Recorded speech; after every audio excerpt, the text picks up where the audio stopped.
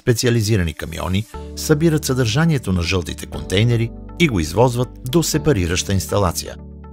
Там отпадъците биват разтоварени, след което се натоварват на поточна линия. На поточната линия за сепариране ръчно се разделят различните видове рециклируеми отпадъци. В отделни клетки се поставят отпадъците от пластмаса, хартия и метали. Различните пластмаси допълнително се разделят по вид, а пластмасовите бутилки се разделят и по цвят. Това е важно, тъй като при рециклирането цветната пластмаса не може да се превърне в безцветна. Така разделени, отпадъците се балират, за да се оптимизира обемът им. Като краен продукт от процеса на сепариране имаме бали от различни по вид рециклируеми отпадъци, като пластмасовите бутилки са балирани и според цвета си.